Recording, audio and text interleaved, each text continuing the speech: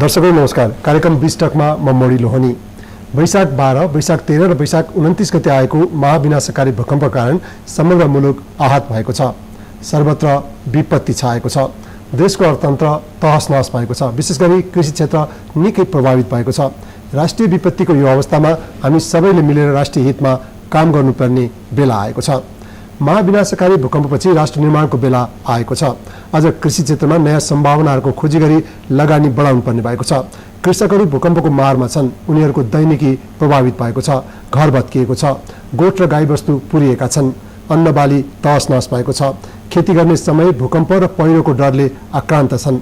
यस्तो बेला सरकारले विशेष प्याकेज सहित कृषकहरूका पुग्नु पर्ने भएको छ। आज हामी भूकम्पपछिको कृषि क्षेत्रको अवस्था, यस क्षेत्रमा लगानीका लागि के कस्ता प्याकेजहरूको तयारी गरिएको छ भन्ने विषयमा कुराकानी गर्नेछौँ। यसका लागि हामीसँग स्टुडियोमा हुनुहुन्छ कृषि विकास बैंकका प्रमुख कार्यकारी अधिकृत लीला प्रकाश सिटौला। सिटौलाले लामो समय केन्द्रीय बैंकको अनुभव लिनुभएको छ। स्टक एक्सचेन्जको पनि उहाँसँग राम्रो अनुभव रहेको छ। सिटौला सर, यहाँलाई कार्यक्रममा स्वागत छ। Thank you मणिजी। के छ, भूकम्पले के कस्तो असर पुर्यायो यहाँलाई? वास्तवमा समग्र स्थिति के छ भन्ने कुरा अझै हामी अध्ययन गरिराखेका छौँ। तपाईँ आफूलाई, आफ्नो परिवारलाई चाहिँ के कस्तो असर पुर्यायो?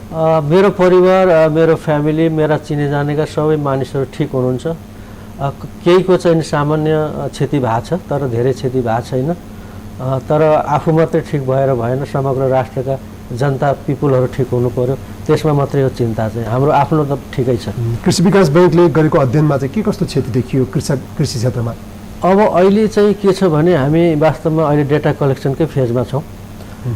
केन्द्रीय ब्याङ्कले पनि हामीलाई डेटा कलेक्सन गर्न भनेको छ। हाम्रो कृषकहरूको स्थिति के छ, हाम्रा लोनीहरूको अवस्था के छ, कहाँ चाहिँ मुख्य क्षति भयो भनेर हामी अध्ययन गरिराखेका छौँ। र मेरो सम्पूर्ण नेटवर्कलाई मैले परिचालन गरेको छु।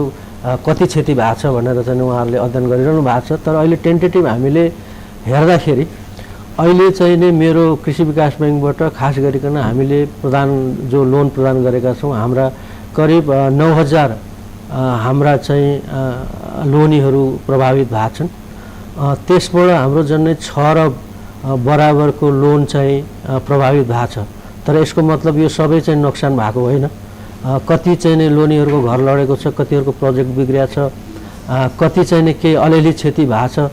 तर खास यति नै क्षति हो भनेर भएको छैन।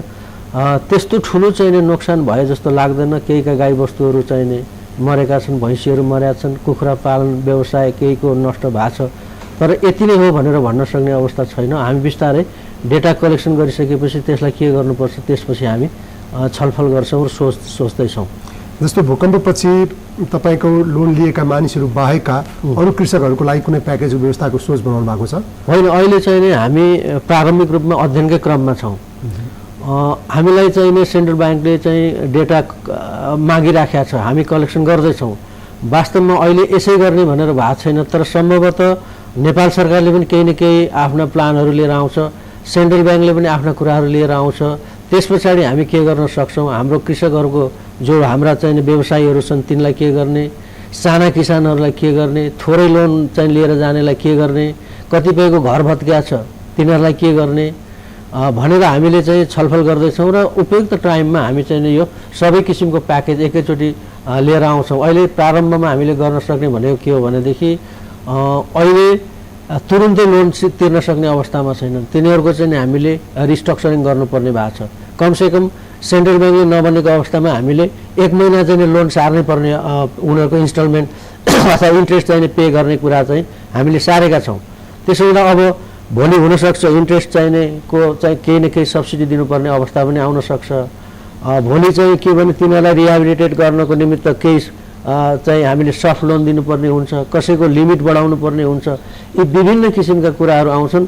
तर बेसिकल्ली यो कुरा चाहिँ सेन्ट्रल ब्याङ्कले अब कस्तो पोलिसी ल्याउँछ, जस्तो चाहिँ प्रोभिजनिङमा के गर्ने, रिस्ट्रक्चरिङका कस्ता चाहिँ मोडालिटी लिएर आउने। तपाईँले डाटा कलेक्सन गरिसकेपछि राष्ट्र ब्याङ्कको निर्देशन आइसकेपछि हामी के कति गर्न सकिन्छ त्यसपछि हामी सिस्टमेटिक ढङ्गबाट लिएर जान्छौँ।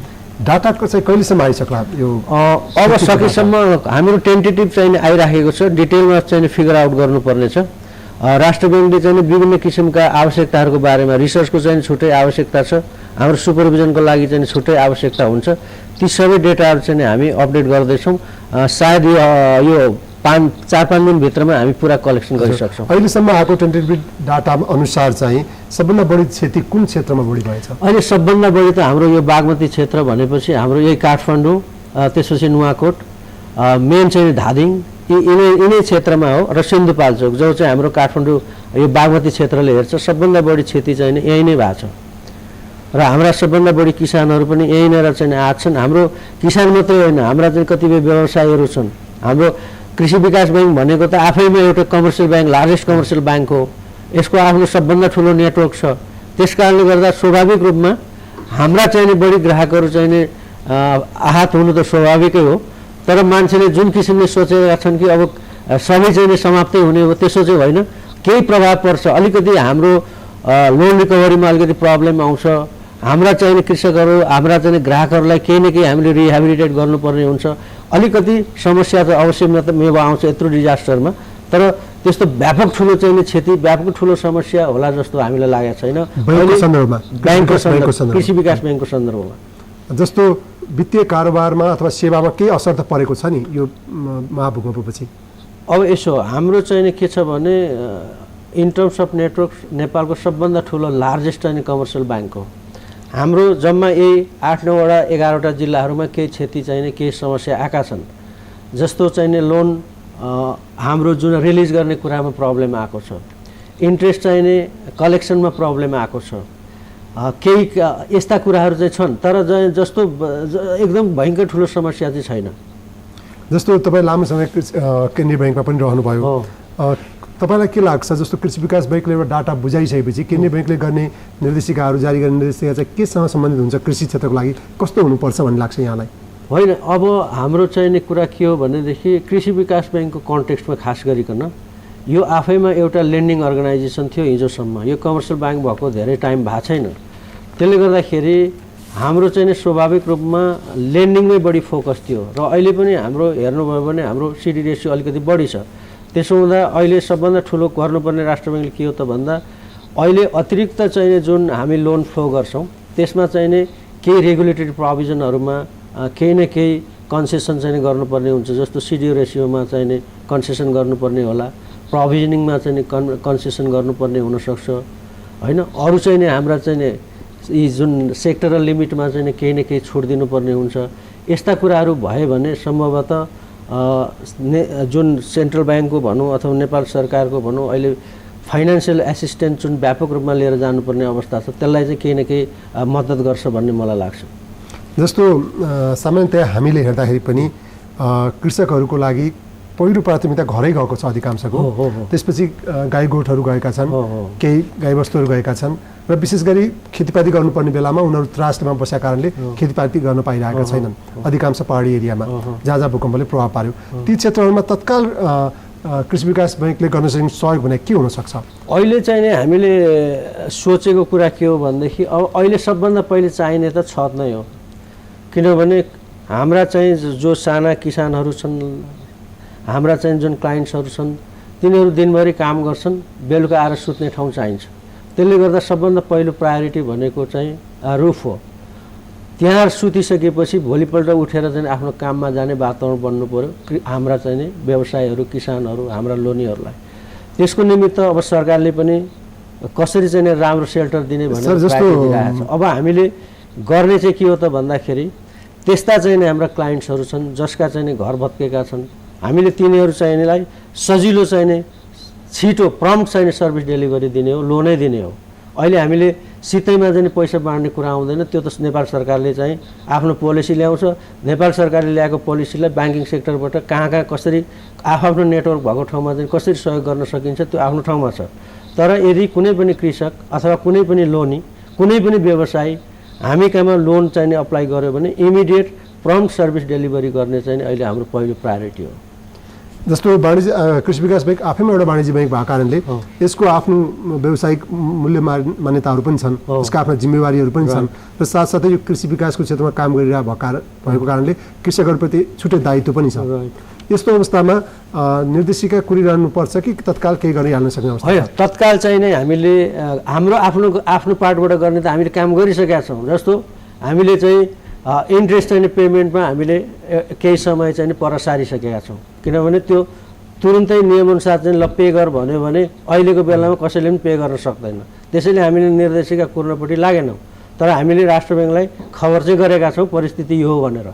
त्यसो हुँदा हामीले हाम्रो ठाउँबाट गर्न सक्ने भनेको ब्याङ्किङ सर्भिसलाई चाहिँ अत्यन्त इफिसियन्ट बनाउने र सर्भिस डेलिभरीमा इफेक्टिभ ढङ्गबाट सर्भिस डेलिभरी दिने हो, त्यो हामीले गरिराखेका छौँ।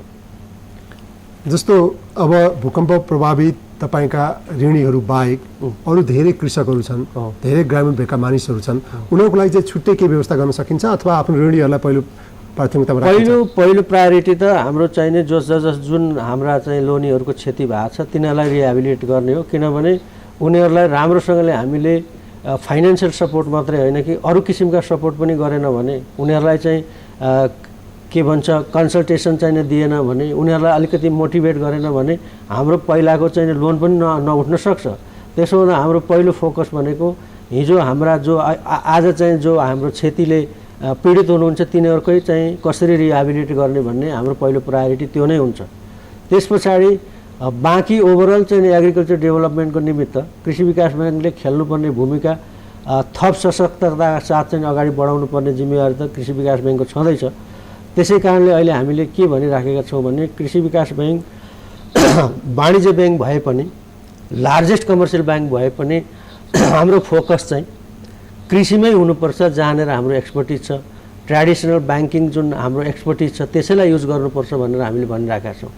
जस्तो गत वर्षदेखि राष्ट्र ब्याङ्कले पनि जस्तो कृषिमा लगानी बढाउनुपर्छ भनेर सबै वाणिज्य ब्याङ्कहरूलाई एउटा निर्देशिका जारी गरेको छ, तर त्यसका बावजुद पनि कृषि क्षेत्रमा त्यति लगानी चाहिँ हुन सकेन। होइन, कृषि विकास ब्याङ्कको लगानी अहिले पनि कृषि विकास ब्याङ्कको छ, मैले सोध्न खोजेँ समग्र ब्याङ्क छैन। तपाईँ त्यो अलिकति अनुभवी भए यसो सबभन्दा ठुलो कुरो कृषि क्षेत्रमा लगानी गर्ने आफैमा एउटा चाहिँ चुनौतीपूर्ण लगानी हो। यसमा चाहिँ सर्ट टर्ममा इमिडिएट चाहिँ प्रफिट चाहिँ हुन सक्ने सम्भावना हुँदैन र यसको चाहिँ कस्ट अफ अपरेसन पनि हाई हुन्छ, किनभने हरेक कृषकको चाहिँ डोर स्टेपमा पुग्नुपर्छ ब्याङ्कर्स।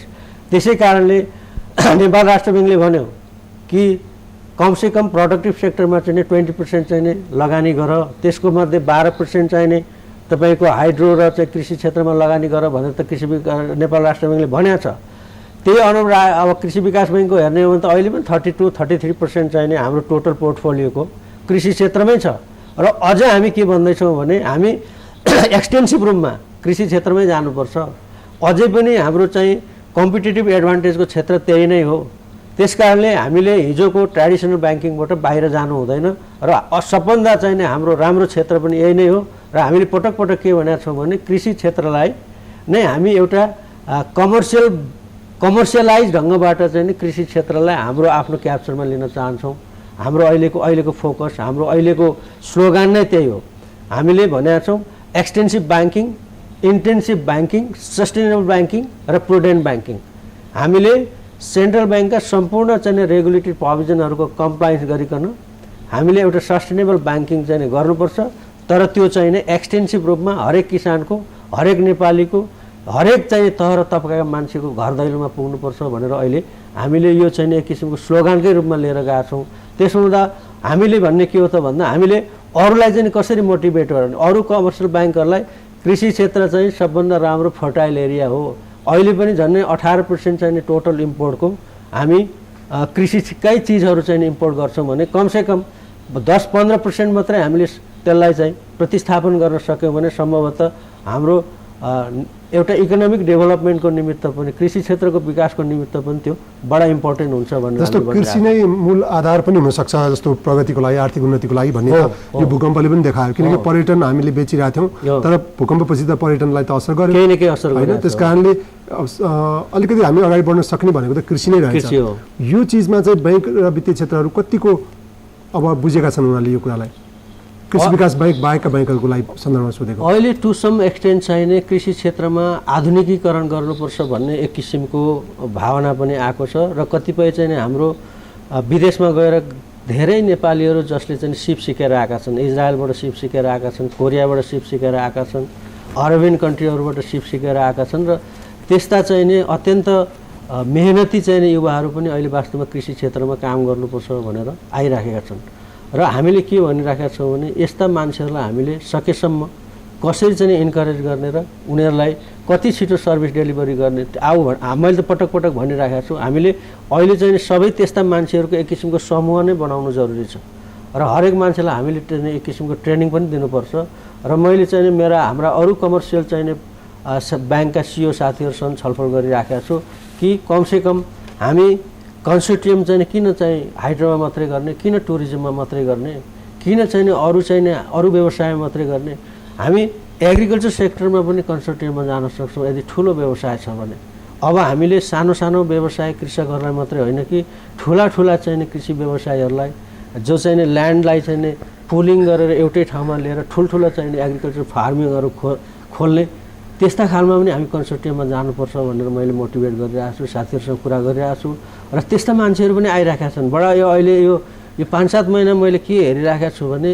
त्यस्ता अत्यन्त चाहिँ अनुभवी खालका मान्छेहरू अत्यन्त उत्साहित मानिसहरू पनि मेरोमा आइरहेका छन् र मैले भनेको छु कि तपाईँको प्रोजेक्ट ल्याउनुहोस् कृषि विकास ब्याङ्कले गर्ने चाहिँ इमिडिएट फाइनेन्स हामी कसरी गर्न सक्छौँ गर्छौँ हामी एक्लैले गर्न सक्दैनौँ भने हामी कन्सोर्टियम साथीहरूलाई पनि बोलाउँछौँ र तपाईँहरूलाई फाइनेन्स गर्छौँ भनेर भनिरहेका छौँ त्यसो हुँदा अहिले कृषिमा साह्रै ठुलो स्कोप छ र हामी त्यो स्कोपलाई चाहिँ जसरी हुन्छ हामी क्यापिटलाइज गर्न चाहन्छौँ सम्भवतः हामी यही दिशामा अगाडि बढ्नुपर्छ भन्ने मलाई लाग्छ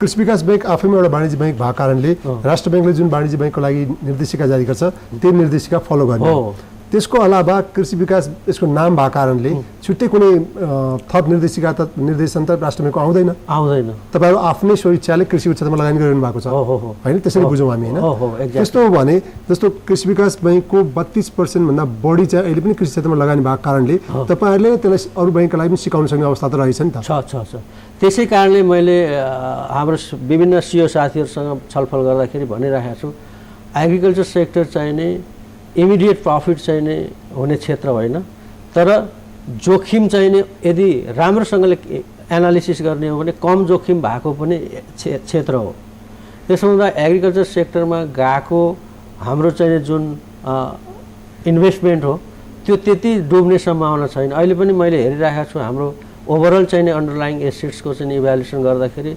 सम्भवतः नेपालका बैंकिङ सेक्टरमा सबभन्दा राम्रो एसेट्स क्वालिटी भएको बैंक चाहिँ कृषि विकास बैंक हो यति चाहिँ नै डिभास्टेसन चाहिँ हुँदा पनि हाम्रो एसेट्सको क्वालिटी त्यति कमजोर हुने अवस्था छैन सबभन्दा राम्रो पार्ट के हो त भन्दा ओभरअल हाम्रो जति पनि पोर्टफोलियो छ चाहिँ आउटस्ट्यान्डिङ लोनको त्यसमा अन्डरलाइङ एसेट्सको quality the best quality in Nepal Nepalese banking sector भनेर हामीले सहज ढङ्गबाट भन्न सक्ने अवस्था छ हाम्रो कुनै पनि लोन त्यसरी डुब्ने अवस्थामा चाहिँ छैन जस्तो 6 महिना भयो तपाईं कृषि विकास बैंकमा आउनु भएको खुला प्रतिस्पर्धाबाट आउनु भएको छ के रे कस्तो छ अहिले कृषि विकास बैंकको समग्र अवस्था चाहिँ अहिले चाहिँ अवस्था भने के भने सबभन्दा ठुलो त्यहाँ केही समस्याहरू छन् त्यहाँका चाहिँ अन्तर्निहित समस्याहरू छन् जो लामो समयदेखि त्यो एक किसिमले एक्युमुलेट हुँदै आएका समस्याहरू छन् खास गरिकन ह्युमन रिसोर्स म्यानेजमेन्टमा सबभन्दा ठुलो प्रब्लम थियो त्यहाँ के भने सक्सेसर प्लानिङ छैन तपाईको चाहिँ ह्युमन रिसोर्सको चाहिँ स्ट्रक्चर राम्रो छैन प्लानिङ छैन त्यसले गर्दा धेरै ठुलो समस्या थियो त्यहाँ म आइसकेपछि त्यहाँ चाहिँ के भने जाँच हुने रिजल्ट नहुने जाँच घोषणा हुने जाँच नहुने रिजल्ट नहुने कहिले पनि त्यो फ्रेस चाहिँ ह्युमन ट्यालेन्ट चाहिँ इन्जेक्टै कहिले नहुने म गइसकेपछि प्रोसेस स्टार्ट गरेँ कतिपय रिजल्टहरू धमाधम भइराखेको छ अब बिस्तारै रिक्रुटमेन्टका प्रोसेसहरू सुरु भए र कमसेकम चाहिँ नै ह्युमन स्टक जुन म्यान पावर स्टक हो त्यो चाहिँ सबभन्दा राम्रो तगडा हुनुपर्छ भन्ने दृष्टिकोणले मैले काम गरिरहेको छु त्यस्तै कम्प्लायन्स म्यानेजमेन्टमा केही प्रब्लमहरू थिए इन्टरनल अडिटका प्रब्लमहरू थिए केही रिकन्सिलिएसनका प्रब्लमहरू स्टिल छँदैछन् त्यसलाई अब बिस्तारै चाहिँ यिनीहरूलाई कसरी हुन्छ छिटो चाहिँ समाधान गर्दै लिएर जाने भन्ने चाहिँ छ र रिस्क म्यानेजमेन्टमा पनि हामी अत्यन्त अहिले सारा चाहिँ रिस्क म्यानेजमेन्टका चाहिँ टुल्सहरू युज गरेर हामी काम गरिरहेका छौँ सम्भवतः हामी यो 1 वर्षभित्रमा बैंकलाई चाहिँ नै आमूल परिवर्तनको दिशातर्फ लिएर जान सक्छौँ सर त्यहाँ पुग्दाखेरि सरले देख्नु भएको भनेको भित्रकै समस्या बढी देख्नु हो सबभन्दा बढी बाहिर लगानीमा त्यस्तो समस्या थिएन समस्या छैन लगानीमा समस्या छैन केही चाहिँ नै 5-7 वटा हाम्रा चाहिँ नै लोनहरू छन् त्यो क्रोनिक लोनहरू हुन् ती धेरै समयदेखि चाहिँ आइराखेका छन् र त्यसलाई पनि सेटल गर्न चाहिँ मैले तुरुन्तै अब केही समयभित्र चाहिँ सेटल हुने प्रोसेसमा हामीले सुरु गरिसकेका छौँ र ब्याङ्कको चाहिँ नि overall situation in terms of profitability नराम्रो छैन, एसेट्स क्वालिटी चाहिँ नि राम्रो छ। पेड अफ क्यापिटल नेपालको सबभन्दा ठुलो पेड अफ क्यापिटल भएको झन्डै चाहिँ नि 10 अरबको पेड अफ क्यापिटल भएको ब्याङ्क हो र अहिले पनि कोर क्यापिटल झन्डै 15 अरब छ। यी सम्पूर्ण इन्डिकेटरले के देखाउँछ भने कृषि विकास ब्याङ्कको in terms of sustainability sure छ। हामी यसलाई चाहिँ इन्स्योर गर्न चाहन्छौँ, तर केही न केही कम्प्लायन्समा चाहिँ प्रब्लम छ र मैले भनिराखेको छु कि सस्टेनेबल हुनुपर्छ तर with all regulatory compliance of the central bank. अहिले हाम्रो चाहिँ मेन फोकस भनेको त्यही नै हो र कसरी चाहिँ यो ब्याङ्कलाई एउटा चाहिँ सस्टेनेबल तर चाहिँ प्रुडेन्ट ब्याङ्कको रूपमा स्थापित गर्ने भनेर मैले त्यही किसिमको ढङ्गबाट चाहिँ सम्पूर्ण मेकानिजमहरूलाई परिचालन गरेको छु र सम्भवतः कृषि विकास ब्याङ्कलाई केही वर्षभित्रमै नेपालको एउटा साउन्ड, प्रुडेन्ट र द बेस्ट कमर्सियल ब्याङ्कको रूपमा स्थापित गर्ने हाम्रो चाहना। तपाईँ आफै पनि जस्तो ब्याङ्किङ म्यानेजमेन्टमा अलिकति चिनिनुहुन्छ, राम्रै मानिनुहुन्छ, त्यो अर्थमा त्यहाँ पुगिसकेपछि तपाईँले अब तत्काल अब यो गर्छु भन्ने चिज चाहिँ के छ? हो, मैले चाहिँ सबभन्दा पहिले हिट गरेको एरिया भनेको ह्युमन रिसोर्स म्यानेजमेन्टमा सर्टेन सुधार गर्ने, त्यो मैले स्टार्ट गरिसकेको छु र त्यसको आउटपुट आइराखेको छ। अर्को चाहिँ समस्या के थियो त भन्दा कम्प्लायन्स म्यानेजमेन्टमा साह्रै ठुलो प्रब्लम छ त्यहाँनिर र कतिपय कम्प्लायन्स म्यानेजमेन्टका कतिपय प्रोसेसहरूलाई मैले अगाडि बढाइसकेको छु र सेन्ट्रल ब्याङ्कलाई मैले इन्स्योर पनि गराइसकेको अवस्था छ। अब केही चाहिँ क्यापिटल चार्जका कुराहरू थिए, हामीले सेन्ट्रल ब्याङ्कलाई इन्स्योर गराइसकेका छौँ, ती पनि चाहिँ अब रिल्याक्सेसन चाहिँ हुँदै जान्छ।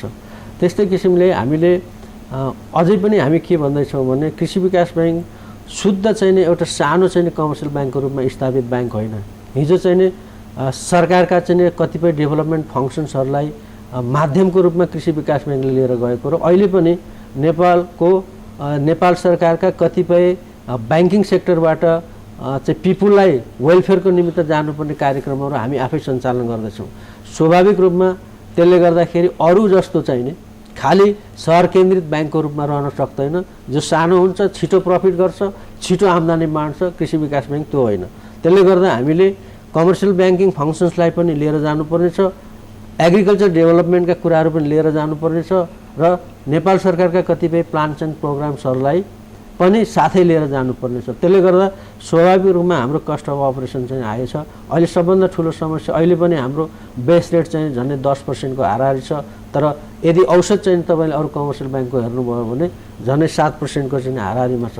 तर यति उच्च लागत हुँदाहुँदै पनि अहिले पनि हामी लार्जेस्ट चाहिँ ट्याक्स पेयर गभर्मेन्टको ट्याक्समा चाहिँ पैसा जम्मा गर्ने ब्याङ्कको रूपमा छौँ र हामीले प्रफिट पनि कमाएका छौँ। नेपाल सरकारलाई चाहिँ सरकारको चाहिँ 51% तपाईँको ओनरसिप छ, त्यसमा पनि हामीले पर्याप्त चाहिँ डिभिडेन्ड र बोनस दिएका छौँ। भनेपछि कृषि विकास ब्याङ्कको उच्च लागत हुँदै पनि आफ्नो चाहिँ अपरेसनल इफिसियन्सी चाहिँ छैन भन्न मिल्दैन, तर यसलाई सुधार गर्नुपर्ने ठाउँहरू चाहिँ प्रशस्त छन्।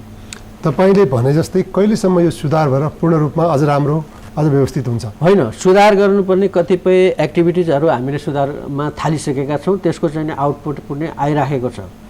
अब हामीले खास गरिकन सुधार गर्ने भनेको रेगुलेटरी चाहिँ कम्प्लायन्सका कुराहरू, इन्टरनल अडिटलाई चाहिँ बलियो बनाउने, त्यस्तै किसिमले रिकन्सिलिएसन चाहिँ टाइममा गर्ने र सम्पूर्ण चाहिँ हाम्रा फाइनेन्सियल इन्डिकेटर्सहरूलाई साउन्ड बनाउने र financial stability in terms of individual ब्याङ्कको रूपमा चाहिँ एउटा साउन्ड ब्याङ्क, हेल्दी ब्याङ्क, एउटा सस्टेनेबल ब्याङ्कको रूपमा स्थापित गर्ने कुरा हो। त्यो चाहिँ बिस्तारै चाहिँ अब हामी 1-2 वर्षभित्रमा यो चाहिँ काम गर्छौँ।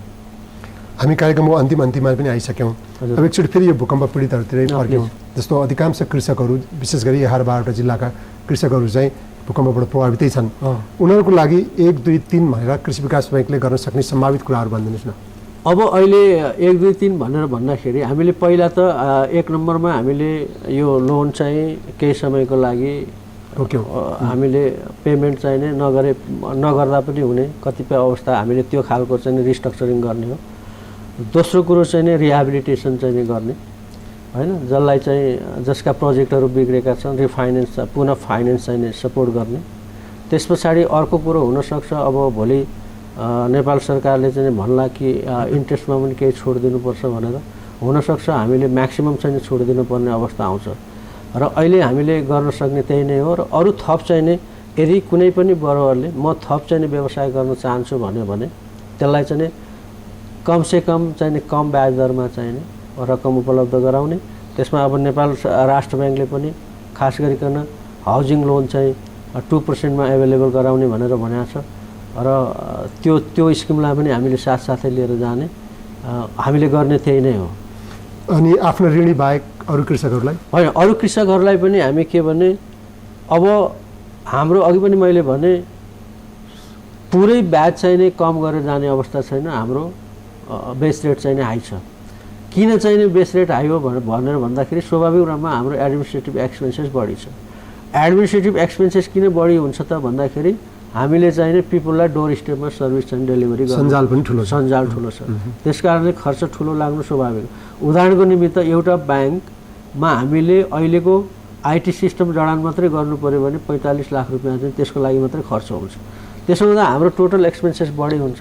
तर त्यो हुँदाहुँदै पनि यति चाहिँ नि कृषि विकास ब्याङ्कप्रति हाम्रो चाहिँ ग्राहकहरूको विश्वास छ। यति हुँदाहुँदै पनि कृषि विकास ब्याङ्कप्रति नै चाहिँ मान्छेहरूको निष्ठा छ।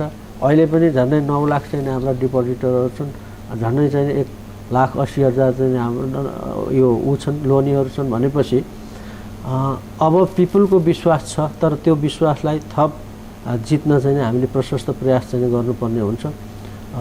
त्यही नै हो। हजुर, धन्यवाद लीला सर, यहाँ कार्यक्रममा आइदिनु भयो र हामीलाई आफ्ना कुराहरू बताइदिनु भयो। यहाँलाई धेरै धेरै धन्यवाद। Thank you very much.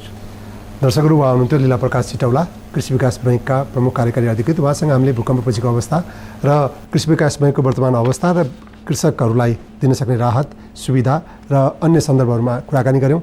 आजको 20 टका यति नै। नमस्कार।